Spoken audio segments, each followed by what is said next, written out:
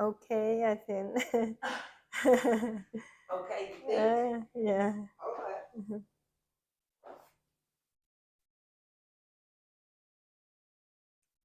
Hmm.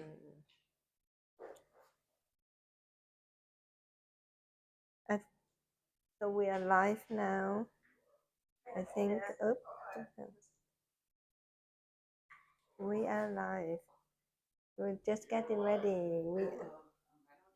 Let me just send this. You're as live as you want to be. Okay.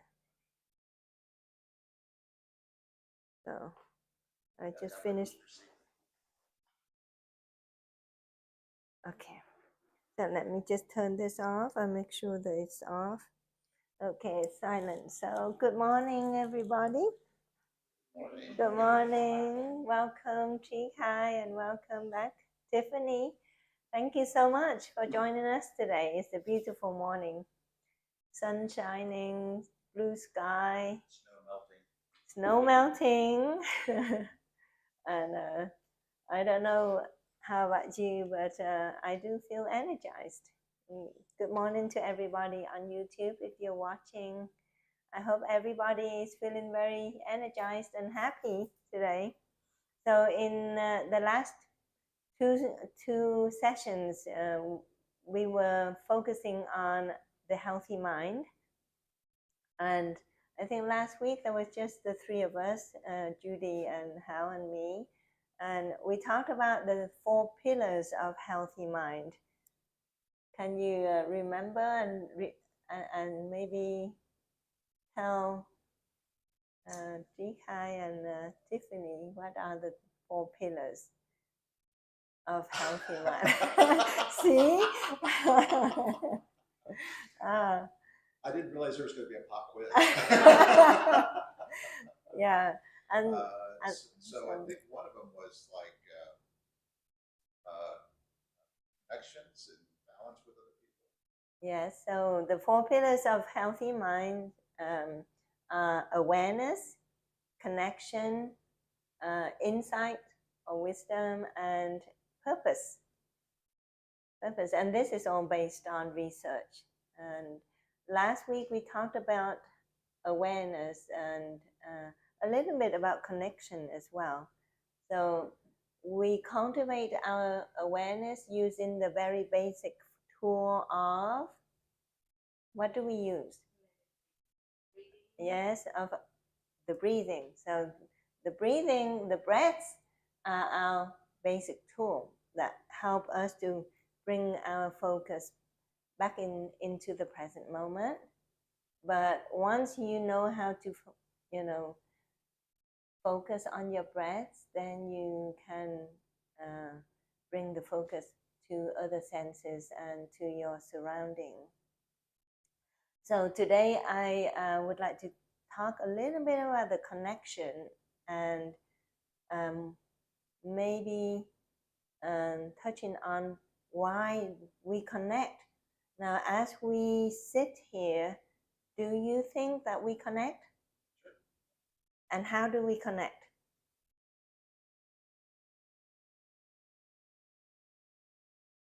Energy, right?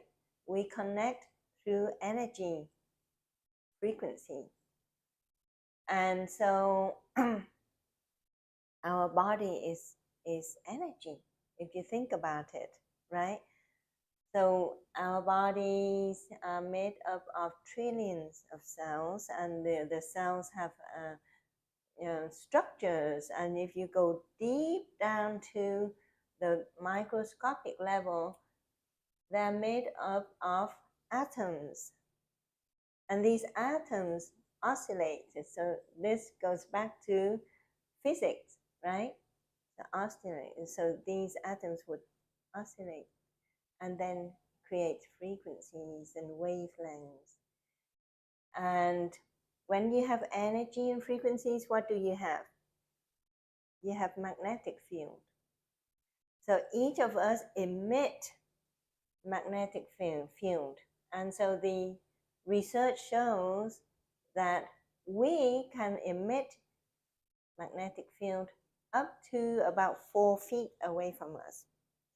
So then we can influence the people around us, not just the people, the plants, the animals, things that are around us. So the magnetic field and the frequencies that we send out will affect everything that is around us, and vice versa. Whatever that are around us will affect us whether we want it or not.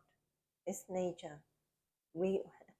So this is how we can influence each other, and we can develop connection with each other through our energy and wavelengths and frequencies that way. So when we are in an environment where we have really good people around us, do we go away with feeling of love and happiness? Yes, right? Sure. And whenever we get into a group of really good people, energized people, loving kindness, people with loving kindness, compassion, and happiness, we will take away with us that energy that comes into our bodies. We'll walk away feeling pretty good. But when we get into the environment where the people around us are all kind of negative, you can feel it, right? You can feel it. And so when we have strong awareness of our surrounding, can we influence the outcome? We can. So we need to know that we ourselves can have the power of self-regulate. So when you are so aware of what's going on in your body and your surrounding, you can make decision.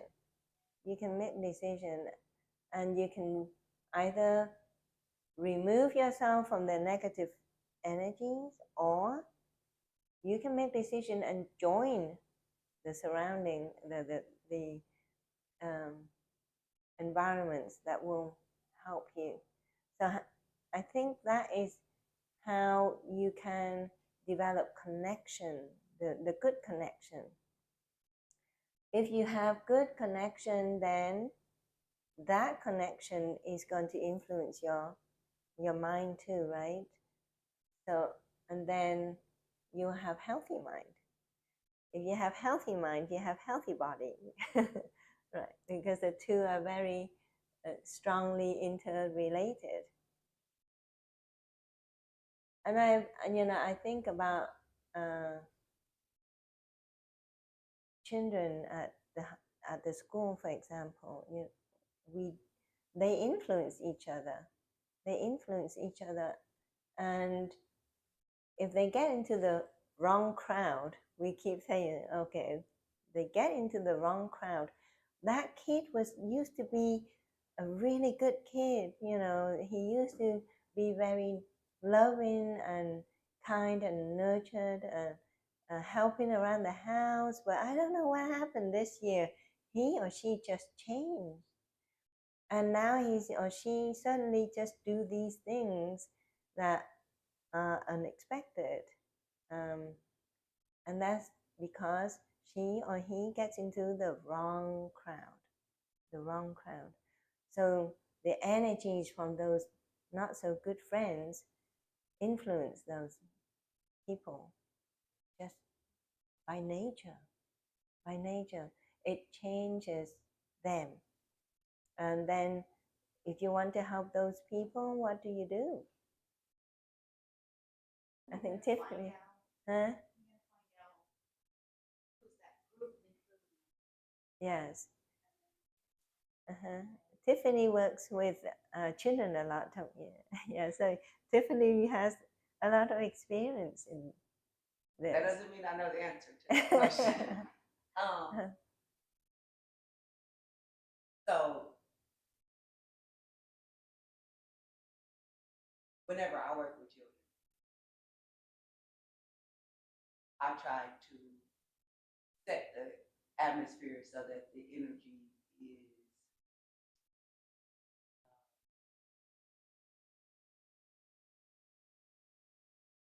safe for all involved.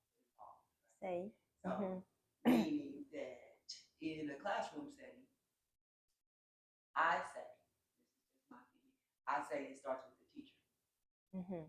because it's your room and how you, the energy that you bring into the room. And so, even when we talk about children and getting mixed up with the wrong crowd per se, when we talk about it on an energy level, I think that it's so easy for them to get mixed up with the wrong crowd because the energy at home is not set right.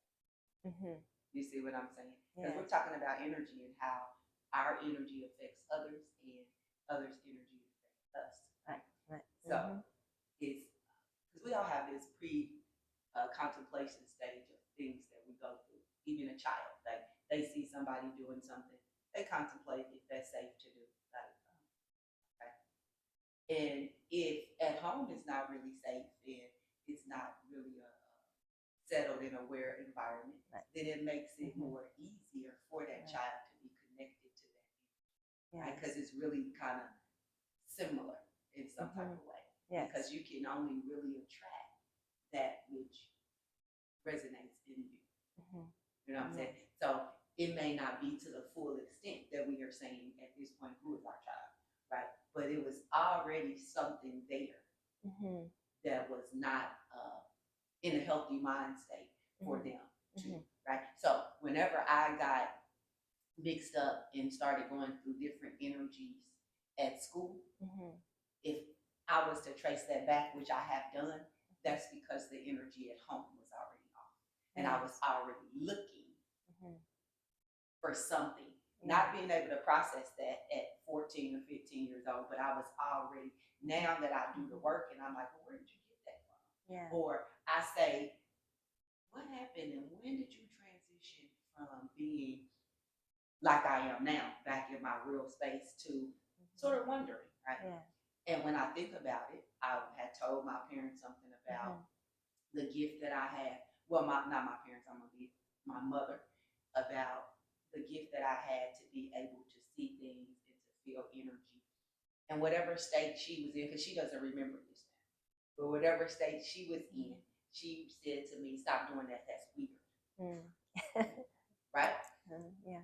And so as a child, if that's my influence and that's who I look up to, then that's weird. She said, stop doing that. And so I just began to suppress it, suppress it, suppress it.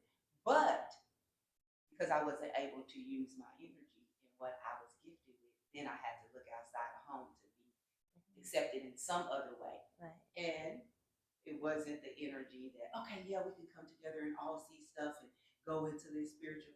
It was, okay, they're over there doing that. I can be accepted in that. And I'll just go. And then I'm mixed up with the wrong crowd. But it's really not per se the wrong crowd as much as it is. It's like our energy is already being pulled towards that. It's so this is a little bit deeper in the concept of energy and how energies influence one another. And so we talked about coherence. Okay, coherence is when energy in terms of wavelengths will come together, but you can have coherence that happen in the way that when they come together, they will create a bigger, greater force, or they come together and they become diminished and negative. Amplification and cancellation. Right. So if you build a good coherence in terms of good energy, you'll get greater results. But when you have negative energy coming together, then it's like you get nothing out of it, or you get into the negative thing. And many sessions ago, when I talked about connection and influence, the research shows that we don't need that many people in our lives to have that greater or lesser influence. Okay, so why is it that if we look at our vice president, JD, yeah, JD Vance, and there was a movie about him. I don't know if you all watched the movie about him. Yeah, Hillbilly. But there's a movie about him. He grew up in a very disadvantaged environment, you know, mother who was into drug, you know. But he had one person, the one person that has that positive energy that influenced him, and he was around that person most of the time, and that's his grandmother. So you only need one person to influence you in either good way or bad way if you are always around that person. And the same with pet. So I think that was in November or December when I talked about having connection and how you can get out of this loneliness and suffering by just having one person or one pet. Now this is also shown by research that you don't need a human being to give you support. A pet can give you support. And this is why we have support animals, right? For people who have not enough human support. But the energy from the animal also influences you in a good way too. So knowing that, we can cultivate the good energy inside of us through awareness. And then by that, we can influence people around us in a good way whenever we go. So when we see a child in need or an adult in need, first we have to be very aware of who we are, what state we are in before we can help them. And you know, do we want to just help our loved ones and ignore the other people, or do we want to help them all? That's the bigger picture. So to be able to help others, we have to help ourselves first, right? We have to regulate what's in here first. So through this practice, we return to ourselves, you know, raise awareness of who we are, our senses, and knowing exactly where we are in space so that we can influence other and help other.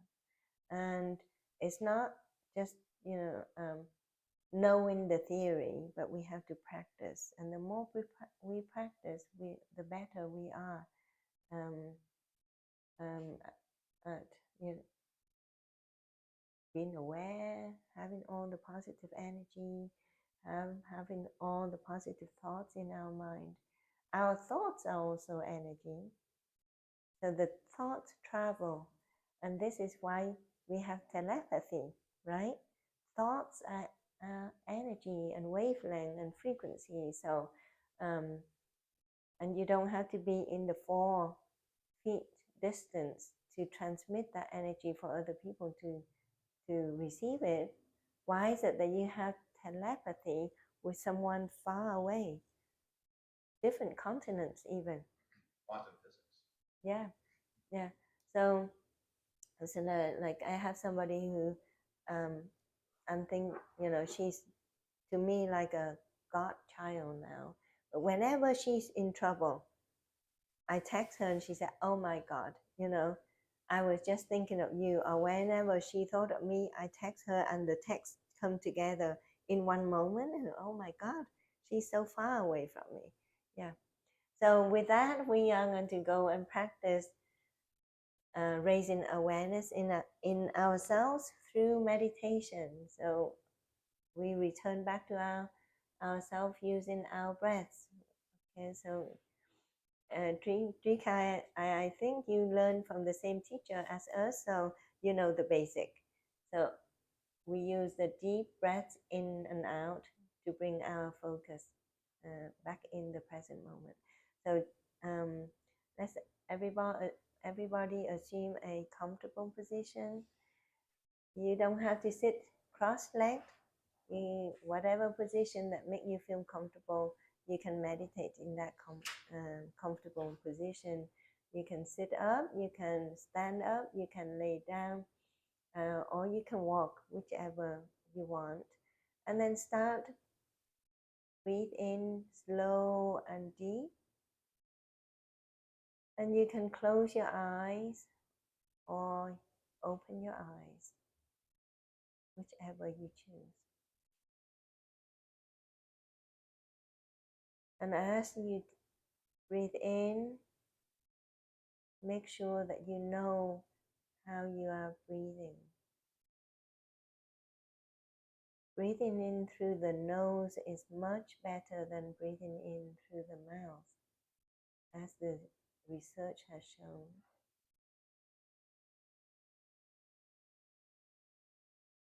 And when you breathe in, just know that you breathe in very slow and deep.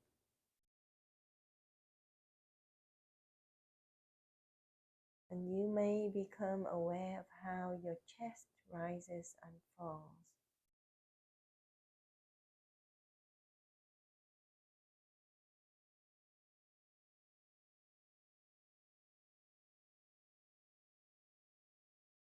And when your chest fully expands, you want to hold your breath for maybe 2 to 4 seconds.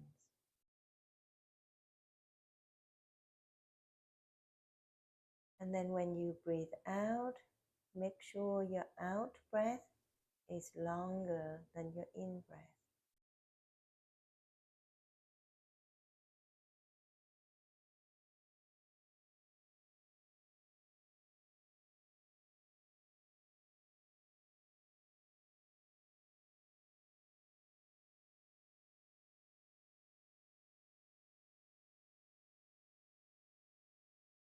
And this is the moment that you return to yourself,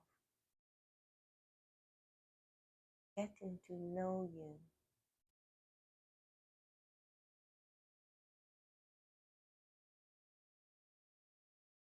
Breathing in, you know that you are breathing in, deep and slow.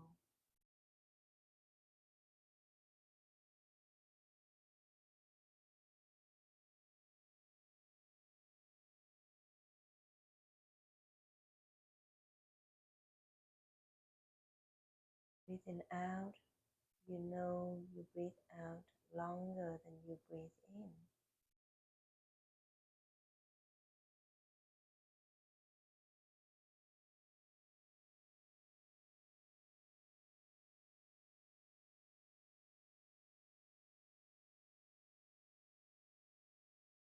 And after a few deep breaths in and out, you may start to notice that you are relaxing.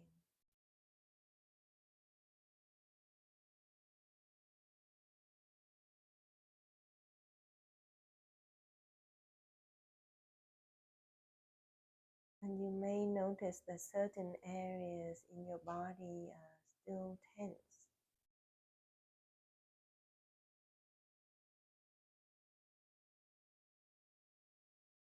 You can start relaxing your neck, your shoulders, your arms, your lower back, your hips, knees, ankles, and feet.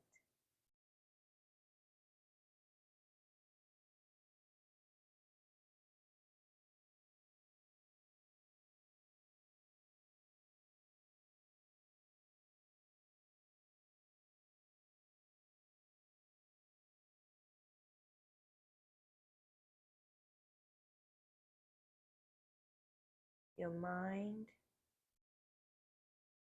will follow your breath.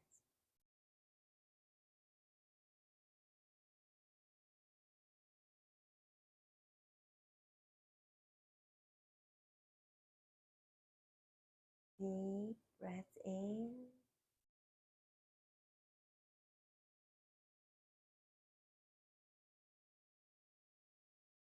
And slowly breathing out.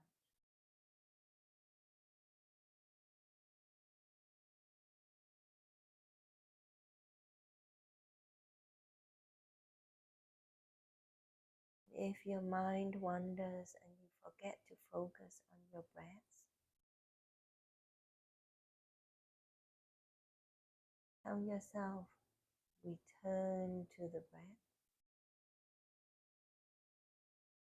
Return to this present moment.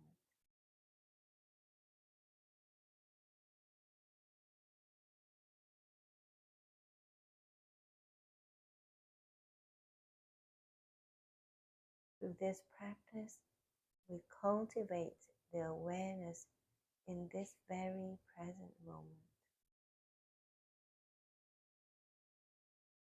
knowing exactly how we feel, what we think,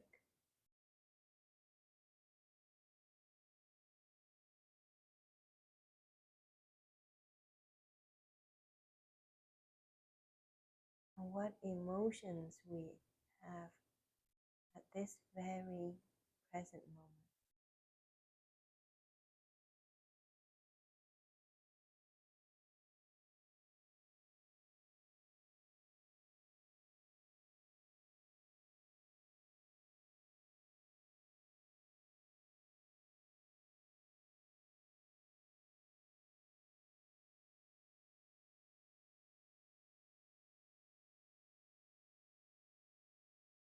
Keep breathing in and out.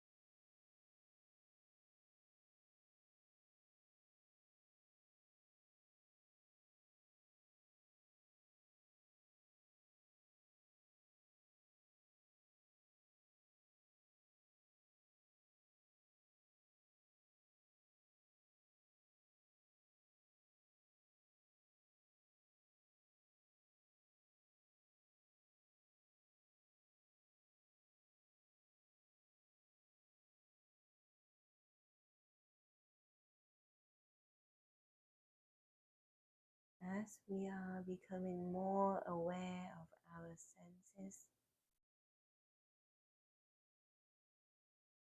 try and see if you can be aware of your connection with your senses.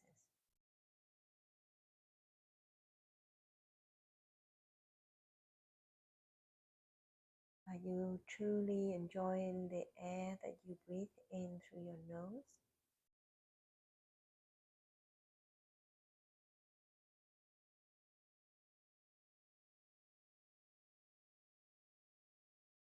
Do you feel the air brushing on your skin, on your face?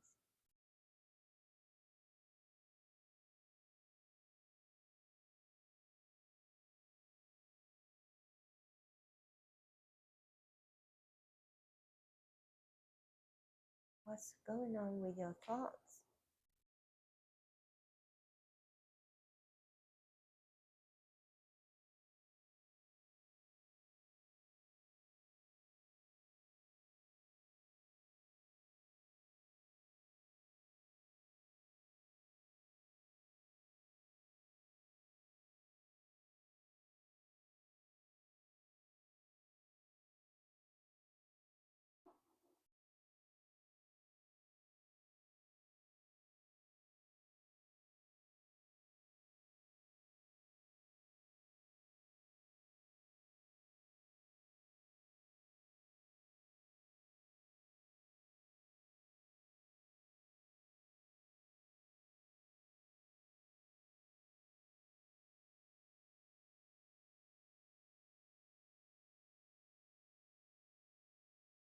Deep breathing in and out.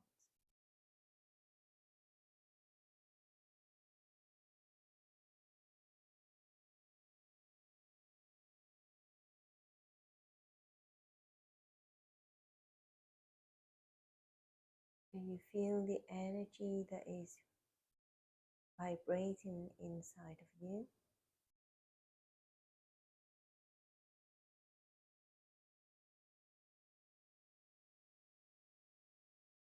Are you aware of how your heart is beating?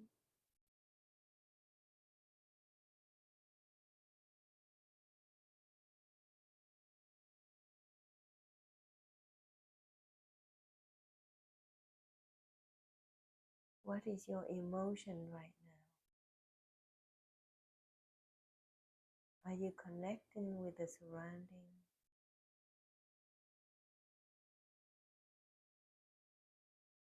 Are you connecting with someone else?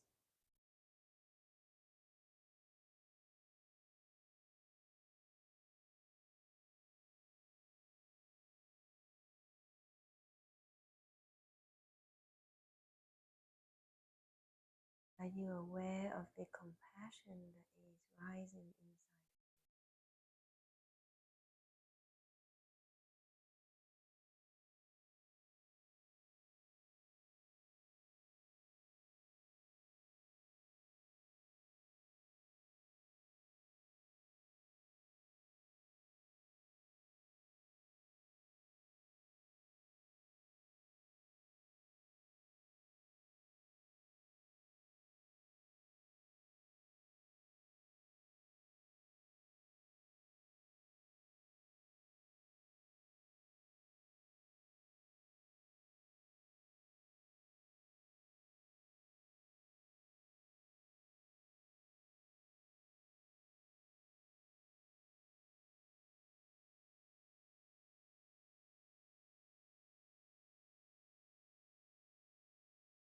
During this practice, you may be aware of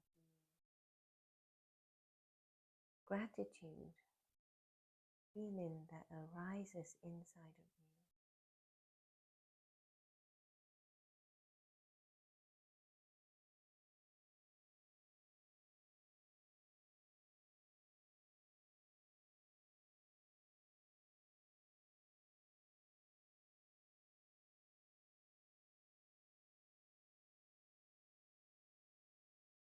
When you are so aware of this present moment, what's going on in yourself, your surrounding, and in your life, you become so aware of everything that you are so grateful of.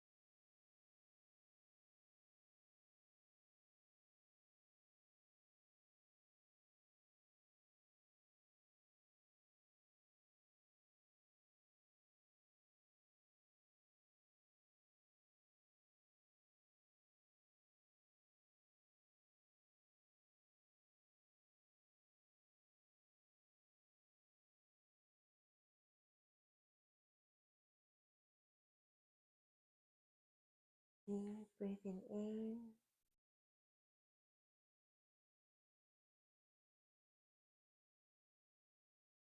Slowly breathing out.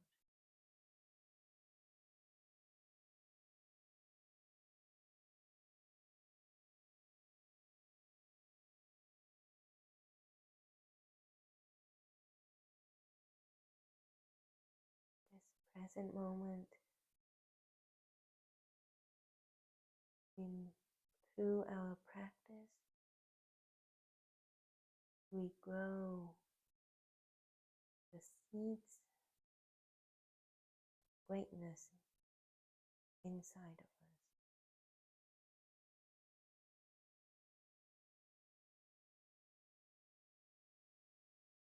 so that we can go out in the world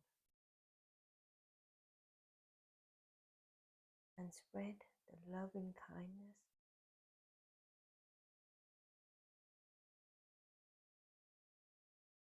the compassion that we have within us.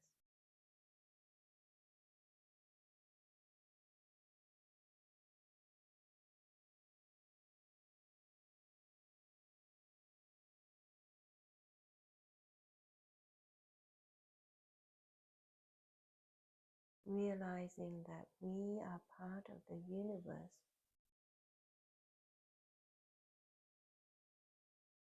we are practicing awareness, mindfulness, not just for ourselves.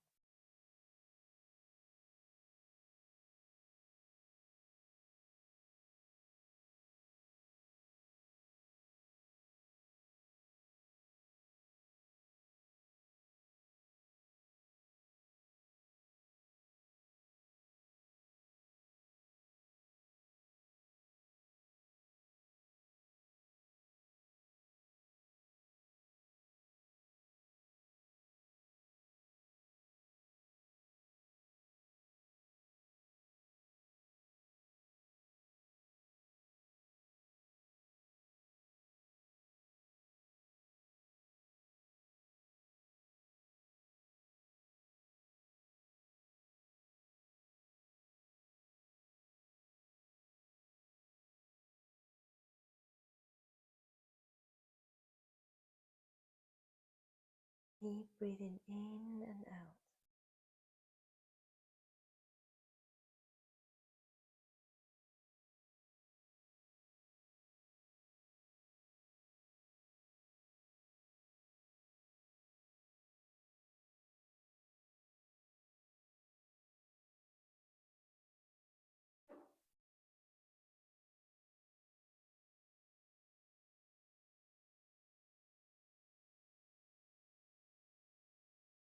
When we practice raising the awareness without judgment,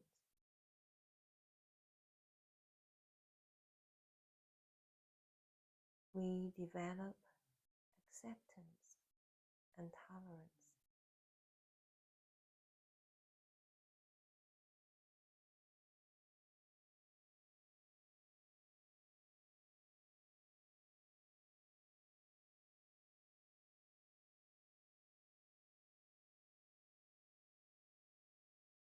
And through the practice, we develop love and kindness to everyone and every living sentient being.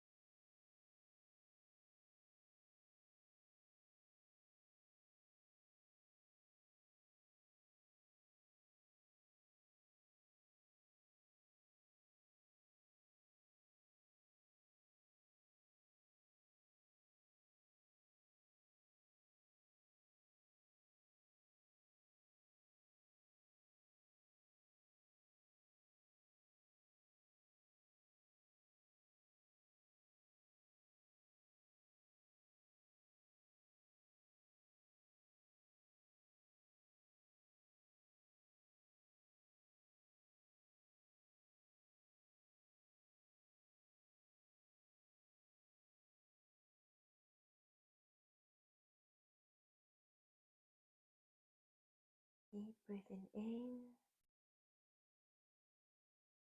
slowly breathing out.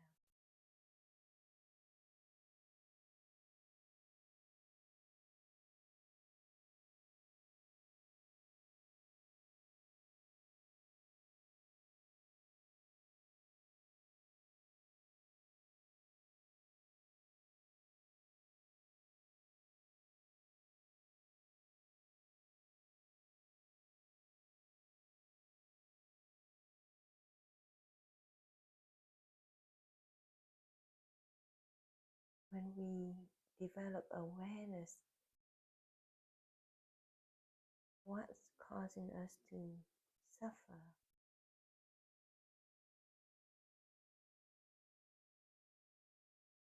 we can learn to let go.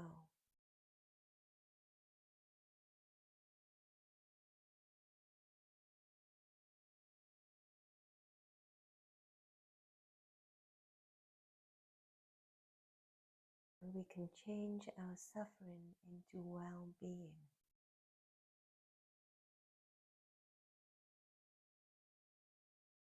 We have that power within ourselves.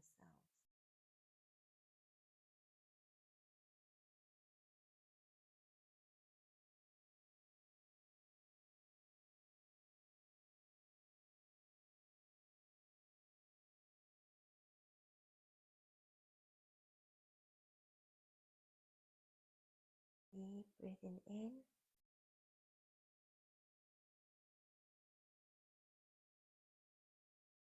slowly breathing out.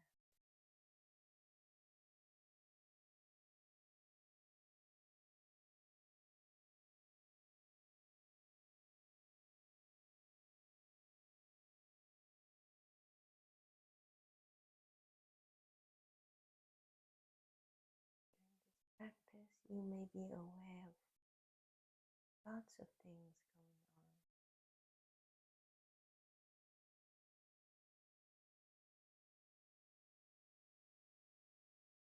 Just see them for what they are.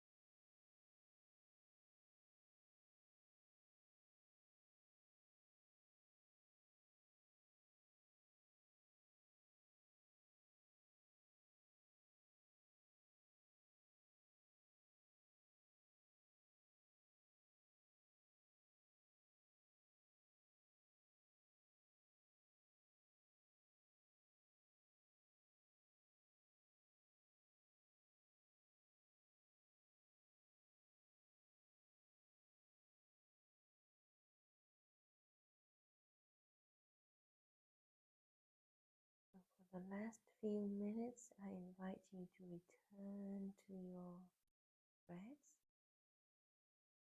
return to your body. You may notice that your feet are numb, or there is some tension in your lower back.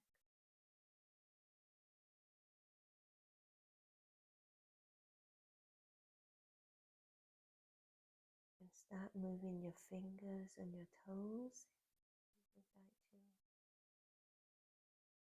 Or move your neck and shoulders.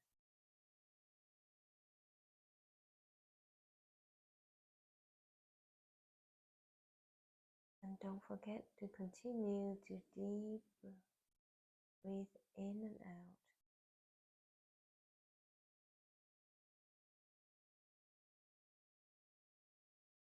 slow.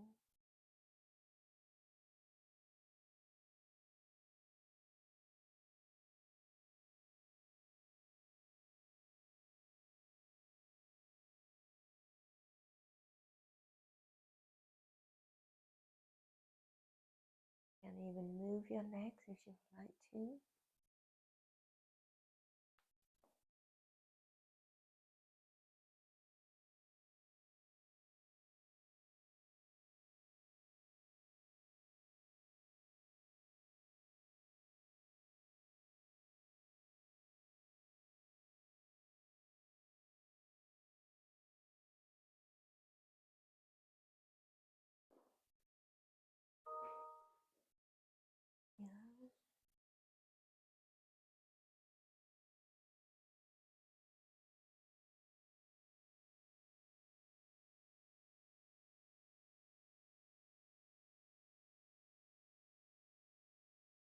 And open your eyes back to this present moment, this space.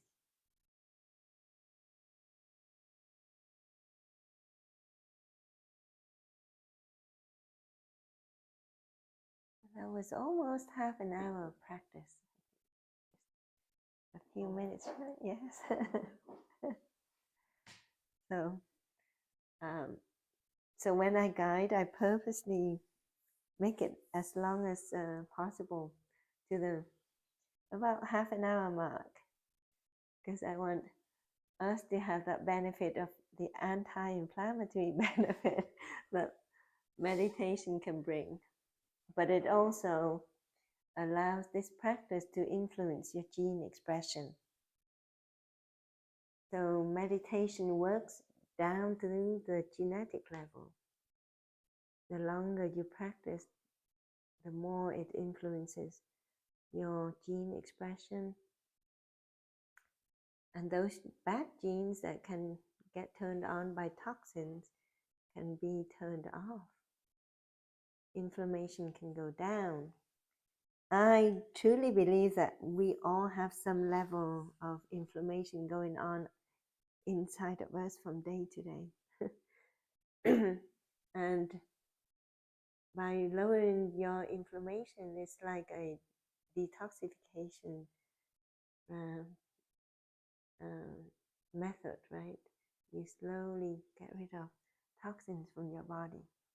So how is everybody? Yeah. Did anyone fall asleep? Not really? No? Yeah. So when you are good at meditation, during the meditation session, you are more awake because you are more aware. So meditation is a practice to cultivate awakefulness, right? Awareness, awakefulness. Because when you are in the sleep states, you're not aware really what's going on. So, well, with that, maybe we can do some stretching, yoga movement. We can do it standing up since we have, been sitting down for a long time. So, and put this aside.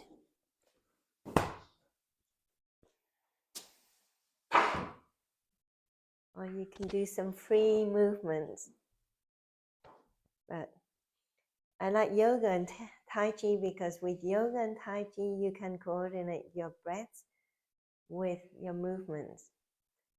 And some will call yoga and Tai Chi as mindful movement, right? So let's stand with the feet apart, slightly, hip width apart, and then with your deep breath in, you bring your arms up like this.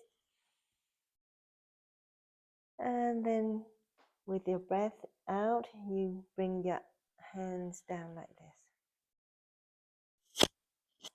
Deep breath in. And we do a few like this. Breathing out, bring your hands back down.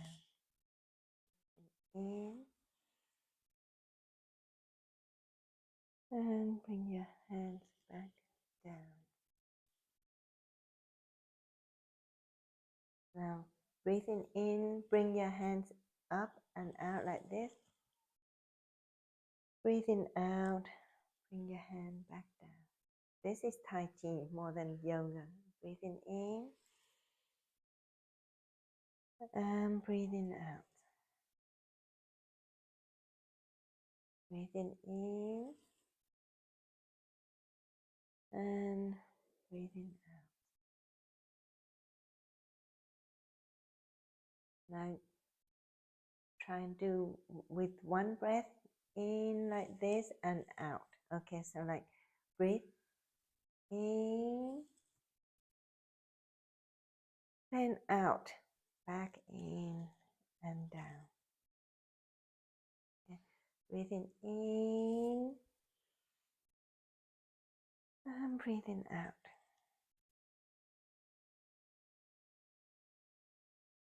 Breathing in and breathing out. I also like this movement, like you breathe in like this, up, and then you turn your hands inwards, and then as you breathe out, you kind of press down, like you press down the energy. And you can coordinate with your legs like that too, so you can do this. In, bend your knees and go up, and out, you can go down with your knees, like that too.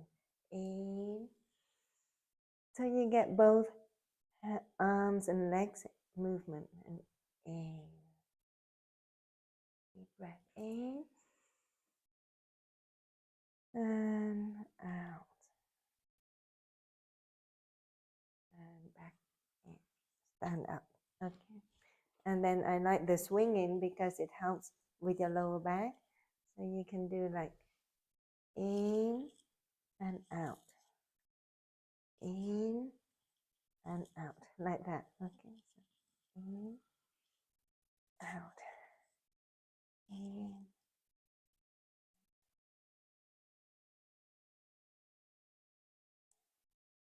So coordinate your breathing however you want.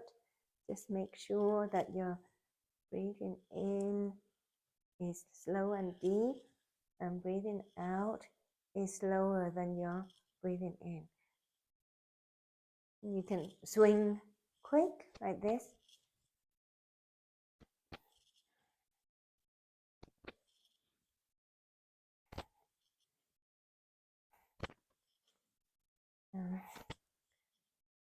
There's a technique of breathing, and I don't remember what's the name. Maybe Tiffany, maybe you may know about like yeah, very quick, like that. Yeah. Okay. Yeah. Inhale and you fill your belly.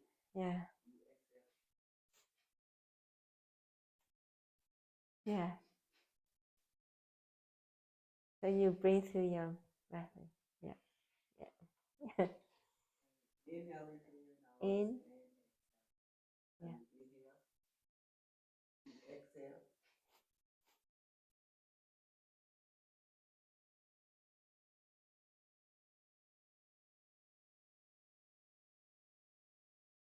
Yeah. Yeah. This. Or you Yeah. can go slow. Yeah. Putting your hands on your belly helps a lot, right? Yes. This technique also stimulates the vagus nerve.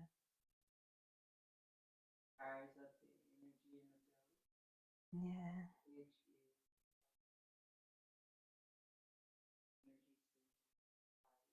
to confidence in the body.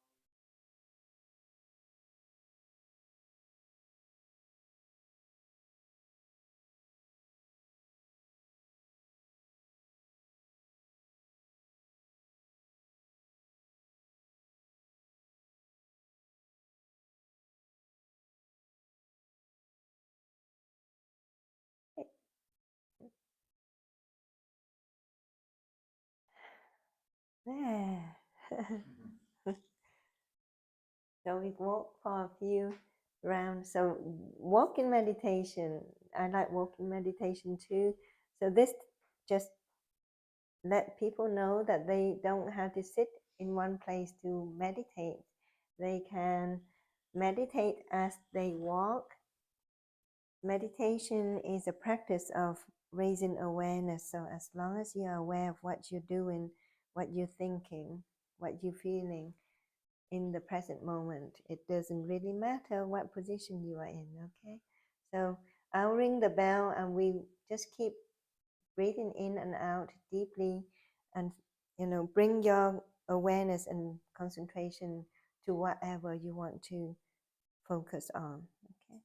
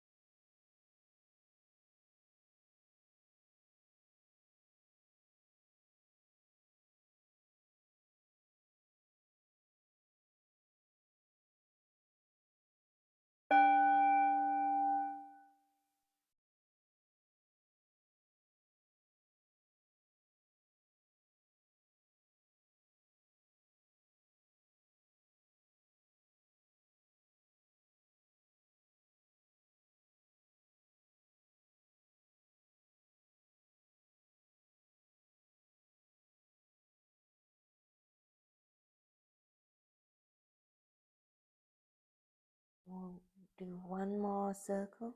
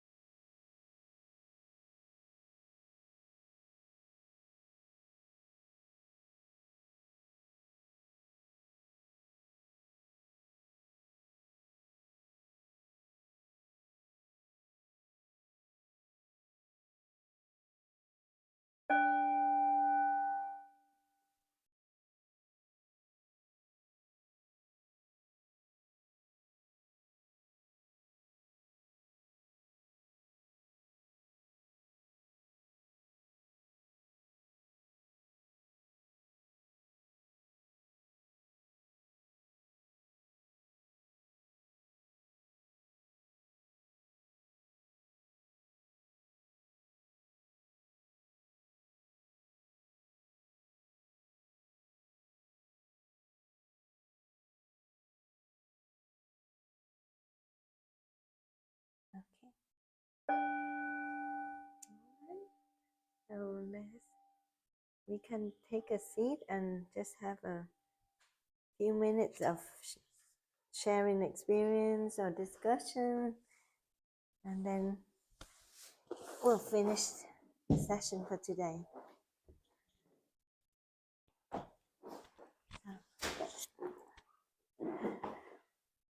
would you like to share your experience of today's session? Who want to go? Relaxing and thoughtful. Relaxing and thoughtful, yes. What were you thinking about?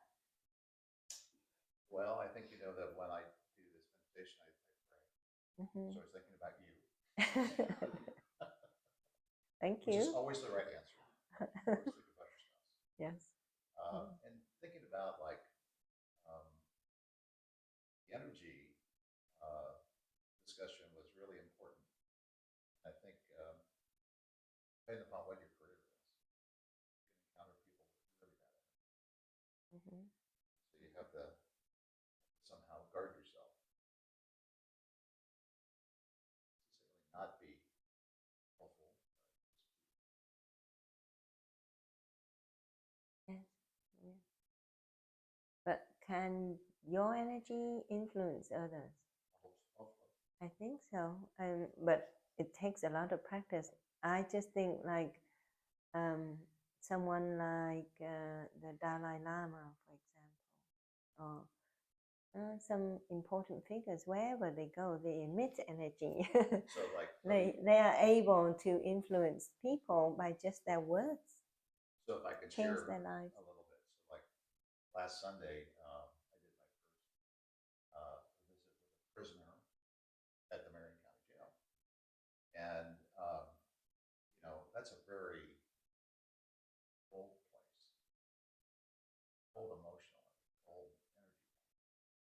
And so when the prisoner came in to chat with me, he was obviously scared and afraid, fearful for his family because of the situation that was going on in his life. And so we spent about an hour and a half together, him telling me his story and giving encouragement as a defense attorney. And he left feeling much better. So the outcome for him that week was really good. Mm-hmm. Yes. Yeah, you can definitely encounter somebody who's not a good place and energy. Thank you. How about Dikai? Just thinking about connection. Mm-hmm. Yes. My brother, Right. my dad. Uh-huh. Right.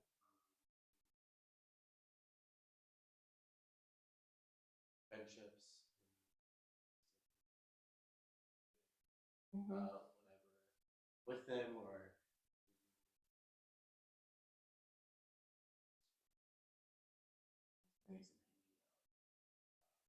I always leave a lot happier. Yes. So I just know that. Right. Yeah. Yeah. That's exactly the point. Yeah. the time spent with loved one or the people who are important in your lives is very important. Very important. Great. This explains why I have friends who, even though we don't talk for years, but when we see each other, we still have that closeness. We can share, we can talk, we can do everything. So, and vice versa. So there might be some people that you talk every day, but you can't really have that closeness, right? So it takes the two people to really understand each other, to have that connection. Thank you for sharing. So keep practicing. And then Judy. Yeah. Yeah.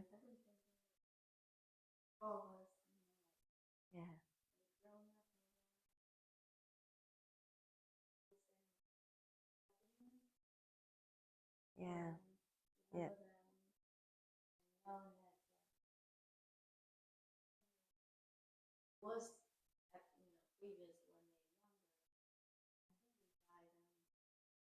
good environment, Yes. good environment, learn them to be good way of living life. Yeah. Really for sure that we can keep Yes. that's a small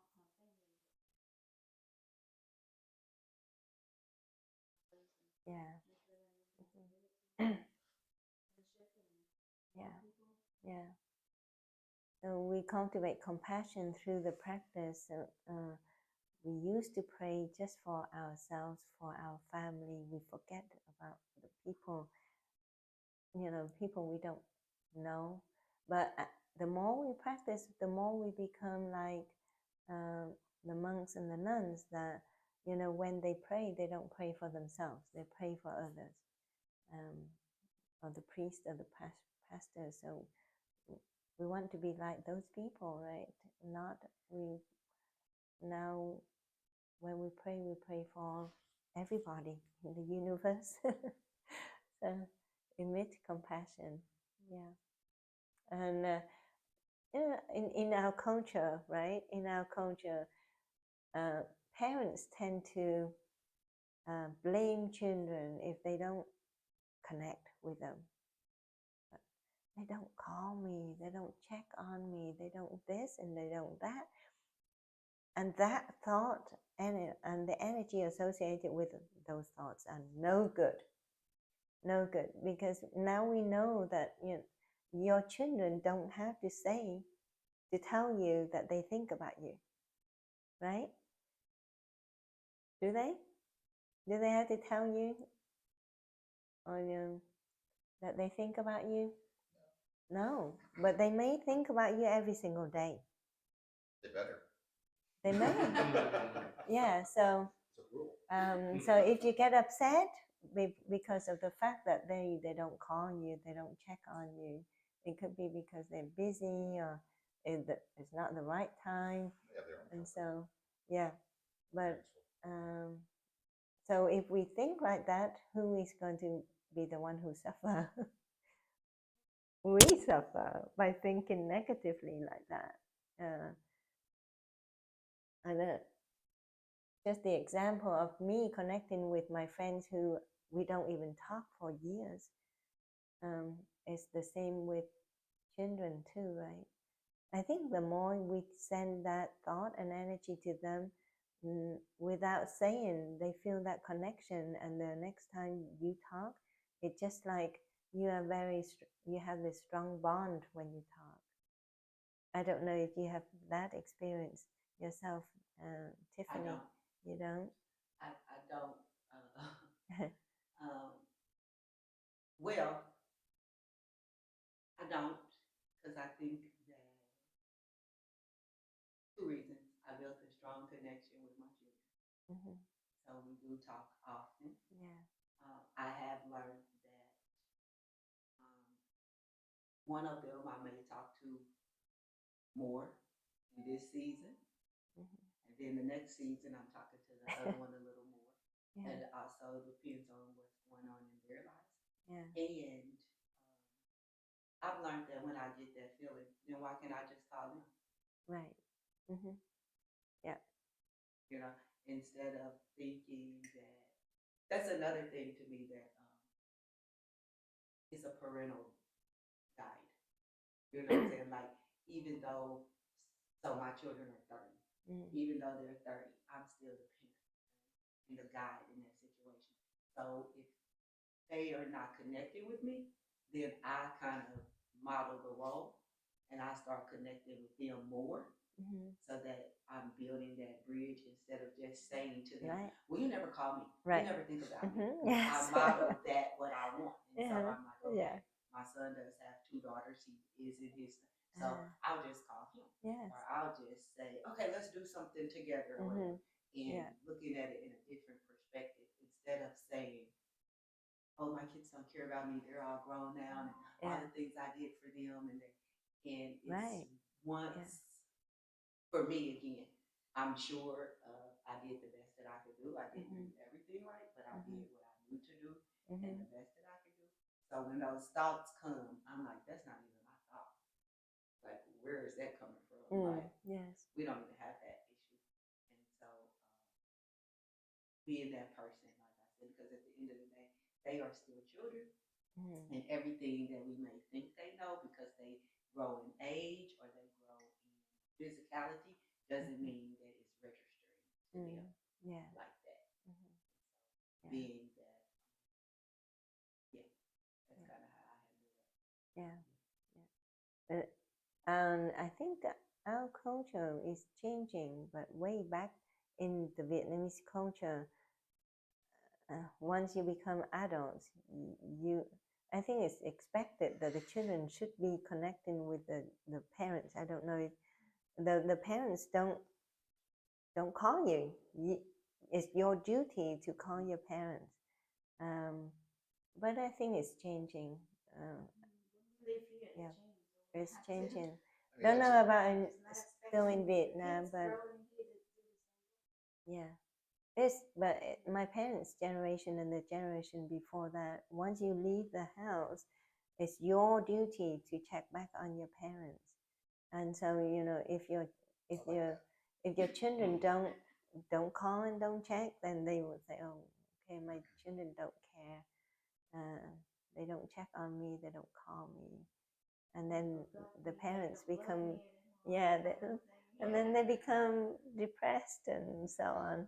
Well, Because it's yeah. not really practicing awareness. Hmm? It's practicing a tradition. Yeah. We have to learn how to do I'm that. always aware of my children. Yeah, but we have those type of rules here though in this Yeah. culture. You know what I'm saying? And Yeah. so it is kind of like an expectation. That's why some of the parents still say that they don't call me. But again, it is practicing good tradition, but it's not practicing good awareness. Good awareness. To say Right. that in order to have a connection, even like you said, when it's telepathy, both people have to be in a space of awareness, though, because Right. it's not going to work if one person is not, Uh-huh. your message is not going to reach them in telepathy. And so, as a parent, awareness says that if you want to keep a connection, you do your part too.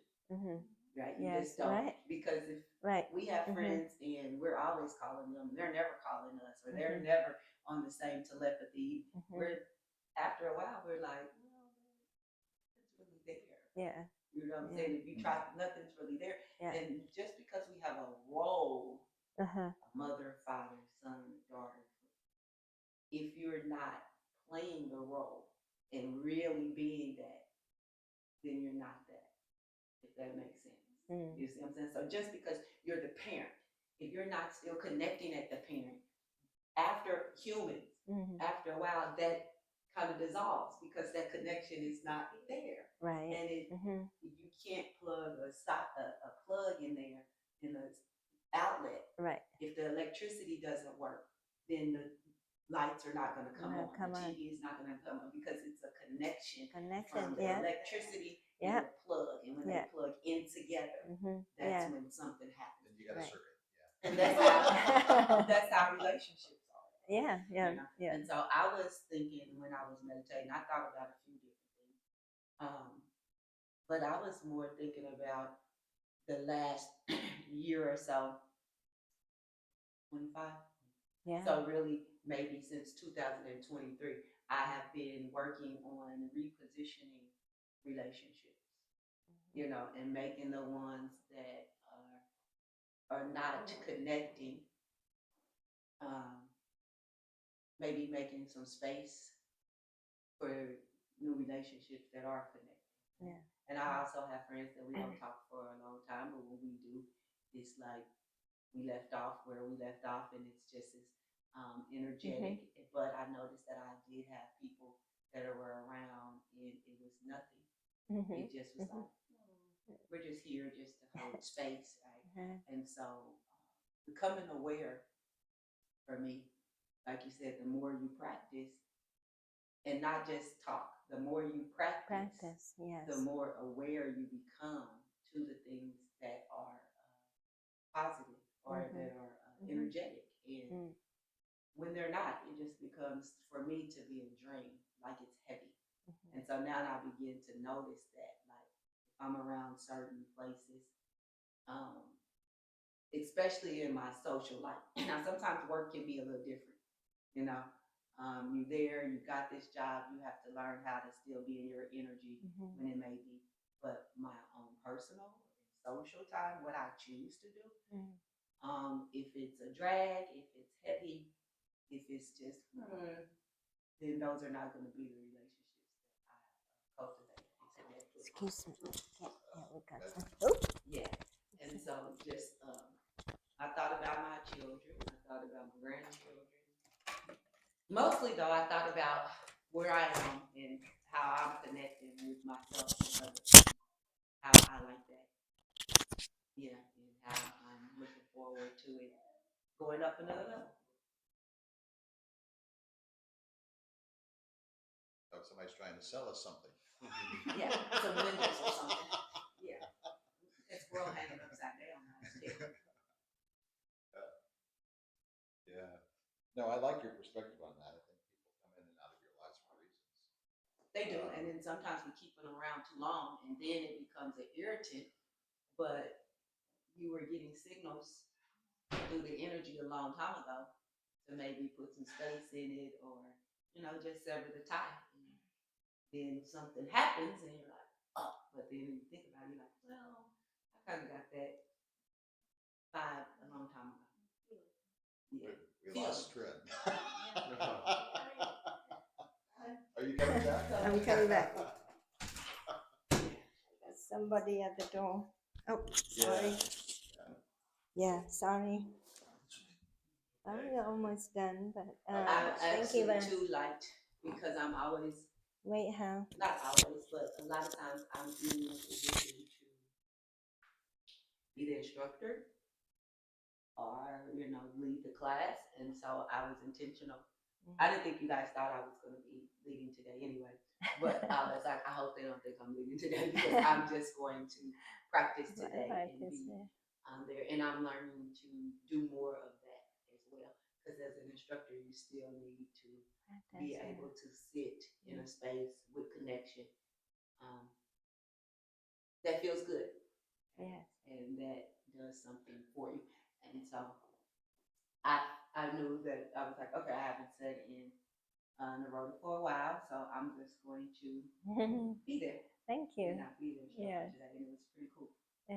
Yeah. I mean, in my line of work, every day I see suffering. Yes. There are people who have good health, they don't come and see me, but they come with physical illness. But a lot of them is because of the emotional problem they have at home, relationship problem that cause them to be sick. And I think too, a lot of it is, again, it starts with us. It starts with us. Like, even when the emotions, like I said about the children, it starts at the home. What's going on here? And when we are in dis-ease in our bodies, it starts with us. We have inner signals and stuff. We wait so long, so now we can blame it on our husband or our kids or the job. But it's really an inside thing. Right. Yeah. Yep. You bring stress from work to home and spread out into your family member. Yes. Kids, you don't think they get it, but they're getting it. They're getting everything transferred. Yes. In their mind, and then guide them to go into the wrong way or to the different, like you said, negative kind of group of them. In school, so they do something wrong. Sometimes parents don't think, they say, "Oh, why you do that in school?" But they don't know it's they don't want to look at it. We don't want to look at it. We like to blame everything else. We don't want to look and say, well, Jim and I have been arguing, or I do bring work home. But who teaches us really how to decompress before we get home? Okay? Who is saying that, Trent, before you go home, maybe you need to sit in the car for 5 minutes and decompress seriously, and then go in the house, right? You know, first of all, you're a mother, you got to go from work, and you got to get there, you got to get these kids dinner and everything prepared for school the next day. So where is your time to say, let me take off this coat I was wearing at work? Yeah. And you really have to learn how to make that part of your everyday life. To say, let's not take this stress home, or what happened through the day, or may not take this to work. Right? Yeah. With saying, let me come out of this, you know. But it's thoughts. But this needs training. It does. Not everybody have it inside Mostly, of them. I'm not gonna say nobody has it, but in my understanding and what I'm teaching, it's like, no, we don't have this, because it's a skill that has to be taught. It is the skill. And either it's taught at home or at school, or maybe both. So that's my idea of starting a program where I can work with children. And so now I'm teaching them how to be aware, like we teach them how to eat. Right. Like we teach them how to bathe, like we teach them how to ride a bike, or things that we think are fun. I'm teaching them mindfulness, so then they grow up and it's part of them, because really nobody teaches us how to be aware. You know, they say, behave yourself, right? We've told you that, parents. You know what to do.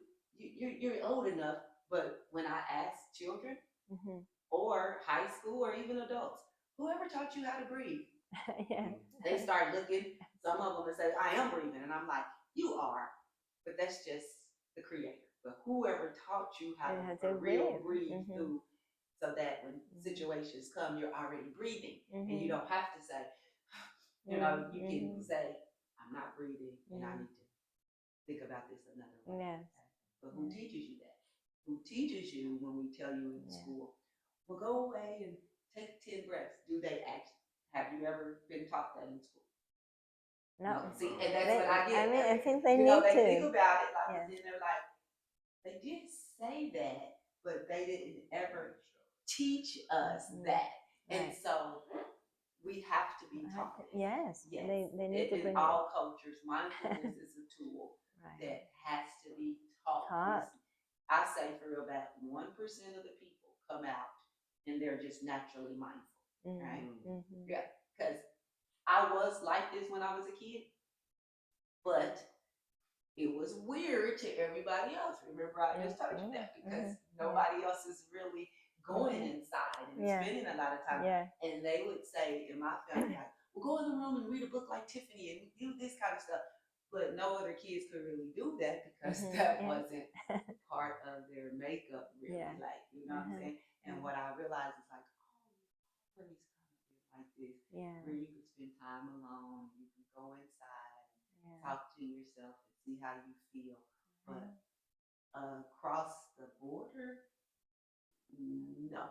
And with what's going on with all the distractions from social media, TV, this and this, it's very challenging now to sit down. And if you do, you're lazy, you need to get up. What are you doing? You don't need to be daydreaming. You know, you have things to do that doesn't, when all of that is part of energy and mindfulness and learning yourself. So it has to be taught. Exactly. Well, thank you for sharing, Tiffany. Wow, it's so good to have you back.